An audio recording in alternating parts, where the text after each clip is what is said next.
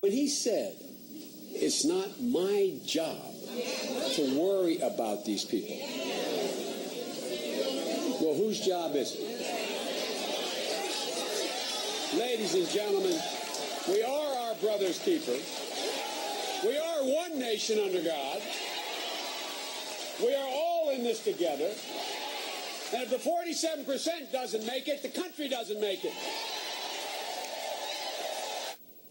In tonight's Nate Silver update, Nate Silver of the New York Times 538 blog forecasts that on November 6th, President Obama will win 312 electoral college votes and Mitt Romney will win 226 electoral college votes, and President Obama's chance of winning the election has ticked back up to 80%. Joining me now, MSNBC's Crystal Ball and Joy Reid, and from Cleveland, Democratic Ohio State Senator Nina Turner. Senator Turner, it's all about Ohio. We keep saying no Republican has ever won the presidency without Ohio.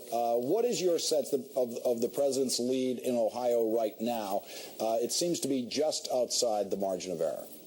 Well, Lawrence, Ohio is certainly the heart of it all, and we can tell that by the frequent visits by the president here and by Governor Romney and his team trying to make up for their 40%. You know, Republicans have a problem with the 40%. Here in the state of Ohio, our governor once said that I don't need your people. We got Governor Romney talking about he don't need those people. And the last time I checked, we were we the people, and that's who the president is fighting for. We the people in Ohio, we the people in Iowa, we the people in Wisconsin, we the people all across this country.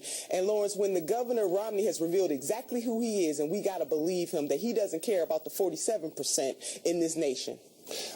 Crystal and Joy, watching the Romney-Ryan romance come apart in such an ugly way, the stench, I mean, this is another quote from Politico, okay? According to Politico, after Paul Ryan showed a PowerPoint presentation to a town hall crowd in Orlando on Saturday, the Romney campaign, this Politico is reporting now, the Romney campaign was furious, but Ryan reportedly said, let Ryan be Ryan, and let the stench be the stench.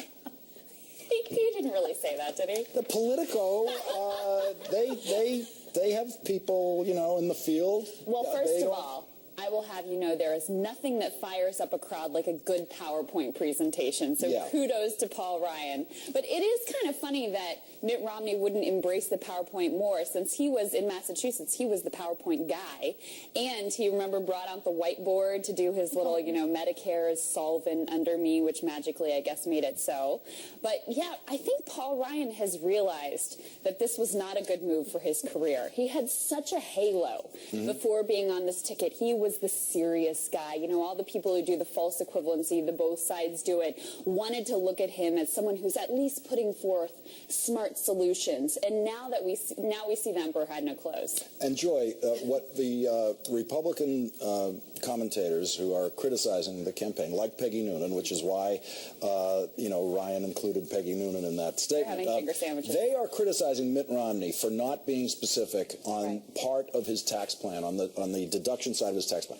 This is exactly what Paul Ryan is guilty of. Paul Ryan knows that hanging out with Mitt Romney has exposed him too. Now, they're not aiming this at Paul Ryan because Romney's the big name at the head of the ticket, but Ryan knows this is hurting his game in a big way. Yeah, I mean, absolutely. You know that thing where a CEO appoints like the young gun, the rising star to head a division he knows they're going to close? That's what this kind of feels like, right? It's sort of a corporate nightmare for Ryan, because at the end of the day, Paul Ryan supposedly was this numbers guy, and only Paul Krugman really was seeing through this and saying, look, his numbers don't add up anyway. But he had this idea that, look, I'm the guy who's going to make conservative specific policies palatable because of my style, because of my youth, and that I'm the guy who can sell the specifics of conservatism to the electorate. Well, you know what? The specifics would make it even worse.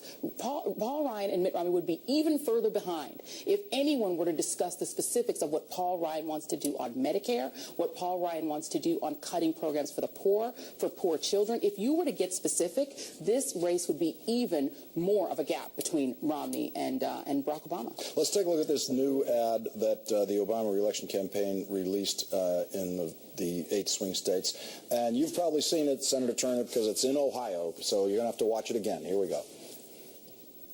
When Mitt Romney dismissed 47% of Americans for not pulling their weight, he attacked millions of hardworking people making $25,000, $35,000, $45,000 a year. They pay Social Security taxes, state taxes, local taxes, gas, sales, and property taxes. Romney paid just 14% in taxes last year on over $13 million in income, almost all from investments. Instead of attacking folks who work for a living, shouldn't we stand up for them?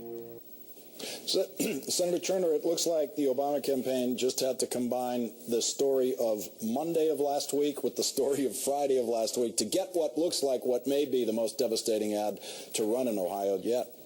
It is, Lawrence, and I just want to shout amen. Again, the Governor Romney has revealed exactly who he is, and I got to figure that Congressman Ryan probably feels like he's in sort of a shotgun wedding right about now. It's hard to be the partner of a default candidate, and make no mistake about it, Governor Romney is the default candidate of the Republican Party, and I don't care how they dress it up, it's not going to change the fact, and Ohio is not only leaning towards President Obama, we are right there with President Obama, and we're going to make sure that we deliver the state of Ohio just as we did in 2008 and help our president make history again. The president is standing up for all folks, and he doesn't have to say one thing before wealthy donors and another thing before poor and working and middle class folks. He is really all about building from the middle out and making sure that everybody has the opportunity to live their measure of the American dream. We will know the tree by the fruit that it bears, and the president has been bearing righteous fruit to make sure that America is for everybody. That is a good point about him being the default candidate, because the truth is the Republicans didn't have, it's not like they had someone who was dramatically better to choose from. What are you going to do with Gingrich and Santorum and Herman Cain? You got to, Herman Cain. And some of these people would be, behind by 30 points at this stage of the game. Right. Ann Romney, we're going to do a little time travel now. We're going to show you what Ann Romney is going to say an hour and a half from now on The Tonight Show. Just a little magic we can do here. Let's watch what she's going to say on The Tonight Show. And what was it that made you so angry? Well, I will tell you, Jay, that 4 years ago, it's a hard thing to do this. I will, especially, being the wife and having to listen to all this stuff all the time. 4 years ago, I made a videotape. And on the videotape, I looked in the camera and I said, Annette, this is for you, sweetheart. I'm never doing this again. Oh, really? Yes. There you go. There's the perfect political wife. She knows how to lie, knows how to lie with the best of them.